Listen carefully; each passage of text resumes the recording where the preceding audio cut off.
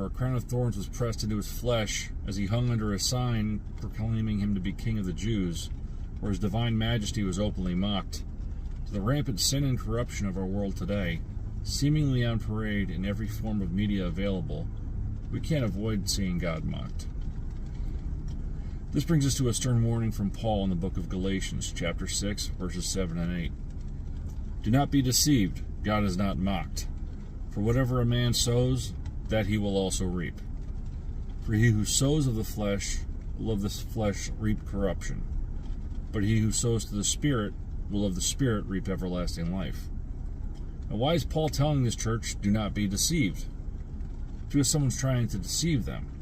There's a Judaizing faction invading this church which wants to enforce the law of Moses on Jews and Gentiles alike. They want to restore all the rituals and legalism that because of Jesus, we're no longer subject to. Now, why is this deception? Ephesians chapter 2, verses 8 and 9 state, For by grace you have been saved through faith, and that not of yourselves, it is the gift of God, not of works, lest anyone should boast. It's a gift of God. It's not something we can do on our own. It's not something we could ever do on our own. The Judaizers, like the Pharisees, they're all about that boasting. They took great pride in their position and the legalism they could selectively enforce. Though the veil was torn with Christ's last breath, these Judaizers were still trying to stitch it back together. Next, Paul said, God is not mocked. This means that he will not allow himself to be ridiculed, treated with contempt, or to have his precepts and laws cast aside. Jesus was born of the Virgin Mary, died on the cross for our sins, and rose again on the third day. Judaizers sought to keep the focus on their worldly power, not God or his only begotten Son, Jesus, who they crucified. Our new covenant with God was offered to us at the foot of the cross. Jesus is our mediator. There's no longer a need for middle management here in the form of priests. No longer were animals to be sacrificed or for the flesh to be circumcised. As stated in Deuteronomy chapter 30, verse 6, And the Lord your God will circumcise your heart and the heart of your descendants, to love the Lord your God with all your heart and with all your soul, so that you may live.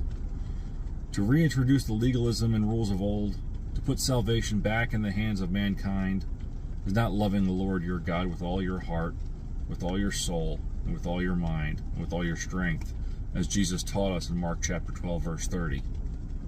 It's mocking God and deceiving his children. Whatever a man sows, that he will also reap. Like a farmer in a field, if he sows wheat, then wheat will grow, and that's what he will reap. That will yield more seed to grow more wheat and increase the yield of the crop with time. It's a very simple concept, which holds true in any generation, even ours, and can be held to the sowing of the flesh or the Spirit. Paul continues in verse 8, For he who sows to his flesh will of the flesh reap corruption. It is made abundantly clear in the Scriptures that our hearts are wicked and our flesh is sinful. If you sow to the flesh, as the old laws and legalism require through acts such as circumcision, you will reap the corruption of the flesh, which is sin and death. But he who sows to the Spirit will of the Spirit reap everlasting life. This is what we should all be striving for, sowing to the Spirit and denying our flesh. And our thoughts, words, and deeds all should demonstrate our love of God and of each other. And my heart for you today is to pray for those who are being deceived. Deny your flesh and see the souls that Jesus can save. Be bold and sow to the Spirit, so others may get to experience the joy of seeing the promise of everlasting life fulfilled.